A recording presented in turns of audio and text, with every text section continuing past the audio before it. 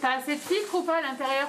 Un combat contre le virus se joue dans cette chambre de réanimation, mais un autre combat invisible se joue dans l'hôpital depuis plusieurs jours, avoir des lits et du personnel. Le service de réanimation Covid comptait la semaine dernière 4 lits.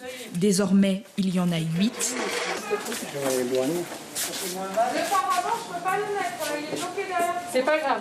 Je te le donne parce qu'il faut que j'aille faire les plaintes. Pour le moment, nous sommes en train de voir pour équiper encore d'autres salles. Donc nous allons nous fixer sur l'épidémio et pour éventuellement amener d'autres lits. Quand nous avons beaucoup plus de patients, nous allons commencer à évacuer nos patients vers d'autres centres. La nouvelle unité Covid a vu le jour vendredi dernier. C'est les anciens locaux de médecine générale qui se trouvaient ici. Actuellement, en médecine Covid, il y a 25 lits avec 20 patients hospitalisés. Le calcul est vite fait, il ne reste que 5 places. Une première vague de 13 renforts est arrivée. Pour autant, l'effectif reste faible. Nous avons fait de nombreux changements au niveau de l'organisation des services afin de redéployer le personnel sur tous les circuits Covid. Et nous avons reçu en plus un grand renfort au niveau de la réserve sanitaire et des recrutements externes. Ça nous a permis de récupérer avec les modifications internes 7 infirmiers et avec le renfort de la réserve sanitaire 2 et les recrutements externes 4.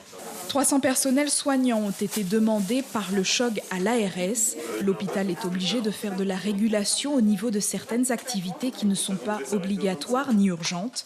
Des services sont déshabillés pour avoir suffisamment de lits et de personnel pour prendre en charge les patients Covid.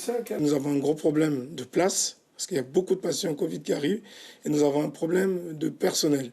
Donc en redéployant le personnel, infirmiers, aides-soignants et médecins dans les activités où ces patients arrivent, les patients Covid, ça nous permet d'éviter des catastrophes au sein de l'hôpital.